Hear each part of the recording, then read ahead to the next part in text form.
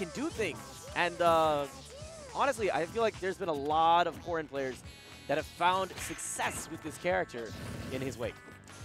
Corrin is one of the most interesting characters, I think, in this game. Of course, it's a sortie, so you're going to be having a lot of range. But the one thing that Corrin has, aside from the Joust, the Dragon Lunge, is the fact that he has long range at the issue of having a lot of latency with that range. Yeah, but also is equipped with a strong recovery.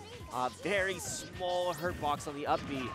But you also have interesting ways of using that lunge, whether it's off stage with your edge guard with huge knockback on the tippers, or whether it's trying to find ways to maneuver around the stage. But ESAM making quick work of Nyhita's first stock. I gotta imagine that it has to be some semblance of nerves, perhaps, that's coming through. That recovery was just ill-advised, poorly timed. And it really didn't pan out well at all. It set him in the perfect position to get hit by the F smash. Tournament nerves are definitely a type of skill that people have to get through, get over. Wow, just the tip on that F smash. Like we said, a lot of range. And it can be really tricky to deal with, but the one thing that Pikachu has when it comes to dealing with these zoning-oriented characters is the zone-breaking tool that quick attack is. It can close the distance very quickly, weave around the hitboxes that Nyhita will be putting out, and then be able to close the distance, get the hands in, and start getting the damage on point. Ooh, okay, follows up. ESAM trying to figure out how he's going to be getting back to the stage, but Nyhita kind of making it easy. Holding center stage, not going there. Oh my god, the counter. This high up, that's going to do it. That's going to take a stock, but he's still sitting at 100%. He still is super glassy right now. Yeah, it's definitely in the danger zone for sure. Corrin, I think maybe a touch more heavier than you might expect being part of Dragon, of course. Untackable. But ESAM jab locks into up smash, sorry. Gotta love it. That is some classic ESAM shenanigans. But that's also the technology being abused that we talk about. The way that he set that up was hitting F tilt while his opponent was past that 100% mark.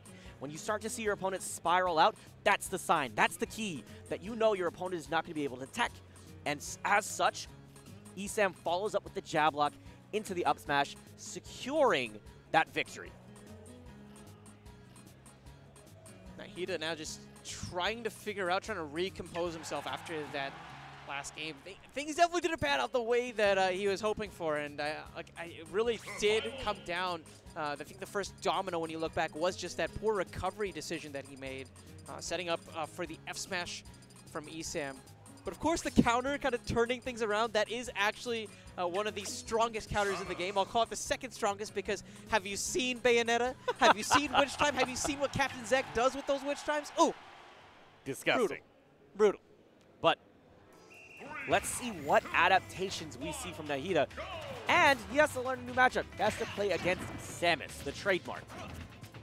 Sword characters definitely have do a really good job of boxing out characters that need to get up close and personal in order to enact damage. But whenever it comes to these projectile zoners, I think that this is where we might see a tough time for Nyhita. He's going to need to rely on tools like the Dragon Lunge to close the distance. But there's also this aspect of zoning that comes with Samus, right? You have ways that you can just destroy your opponent with some sick place down airs and just spike them into the Shadow Realm. And then you have other aspects where you're about zoning, making sure you're keeping the space, threatening with the ball.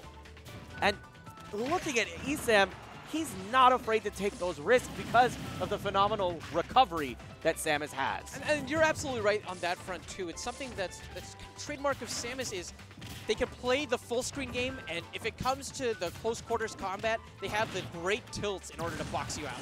And exactly what I'm talking about here. Using the ball and letting your opponent charge it up, bad idea. Because now you have to play around it. You have to respect it. On the other hand, Corrin's all about getting the spacing right, staying within that certain range.